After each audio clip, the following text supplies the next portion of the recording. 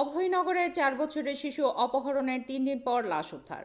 অভয়নগর থেকে কামাল হোসেনের তথ্যচিত্রে বিস্তারিত দেখুন। যশোরের অভয়নগর উপজেলার সিদ্ধিপাশা ইউনিয়নের আমতলা বাজার এলাকায় নাদিয়া ইসলাম নামে ৪ বছরের শিশু মেয়েকে অপহরণ করার ৩ দিন পর শিশুটির লাশ উদ্ধার করেছে থানা পুলিশ। সূত্রে জানা গেছে, বৃহস্পতিবার ১৯ জুন সকাল ১১টার দিকে অপহরণের ঘটনা ঘটে। নিহত নাদিয়া ইসলাম উপজেলার আমতলা বাজার আলিম খেয়াঘাট এলাকার রাজীব মোল্লা ও আরিফা বেগমের একমাত্র মেয়ে।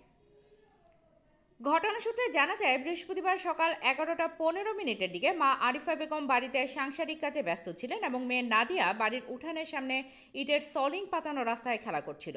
এই সময় অজ্ঞাত ২ জন বোরকা পরিহিত মহিলা বাচ্চাটিকে অপহরণ করে মোটরসাইকেল যোগে আসা ৩ জন লোকের হাতে বাচ্চাটিকে তুলে দেয়। দ্রুত মোটরসাইকেল যোগে সোনাতলা বাজারের দিকে বাচ্চাটিকে নিয়ে চলে যায় অপহরণকারীরা। বিষয়টি নিশ্চিত করেছেন বাড়ির পার্শ্ববর্তী মোহাম্মদ হবি নামের এক চা ব্যবসায়ী। ঘটনার বর্ণনা দিয়ে তিনি বলেন, মোটর সাইকেলে করে ৩ জন লোক এই বাচ্চাটিকে সোনাতলার দিকে নিয়ে গেছে। আমি ভেবেছি লোকগুলো হয়তো বাচ্চাটির স্বজন, তাই বিষয়টি গুরুত্ব দেয়নি। পরবর্তীতে বাচ্চাটির পরিবারের লোকজন বাচ্চাটিকে খোঁজাখুঁজির এক পর্যায়ে যখন আমার কাছে আসে, তখন বুঝতে পেরেছি যে বাচ্চাটিকে অপহরণ করা হয়েছে। বাচ্চাটির পরিবারের লোকদের মোবাইল ফোনের ছবি দেখে একজনকে শনাক্ত করতে পেরেছি। তিনি আরও বলেন, ৩টি লোক আমার দোকানের পাশে মোটরসাইকেল রেখে দাঁড়িয়েছিল। বোরকা পরিহিত অজ্ঞাত ২ জন বাচ্চাটিকে তাদের হাতে তুলে দিলে কিছু বুঝে ওঠার আগেই তারা স্থান ত্যাগ করে। এই ঘটনায় বাচ্চাটির মা আরিফা বেগম অভয়নগর থানায় লিখিত অভিযোগ দায়ের করেছেন।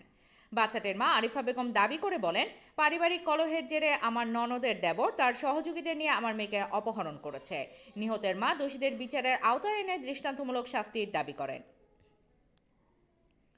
শনিবার বিকাল আনুমানিক ৩টার সময় আমতলা একটি ডোবায় অপহরণ হওয়া শিশুটির লাশ দেখতে পান স্থানীয়রা। পরে পুলিশকে খবর দিলে আমতলা পুলিশ ক্যাম্পের ইনচার্জ সঙ্গীয় ফোর্স নিয়ে শিশুটির লাশ উদ্ধার করেন। এই ঘটনায় এলাকায় চাঞ্চল্যের সৃষ্টি হয়েছে।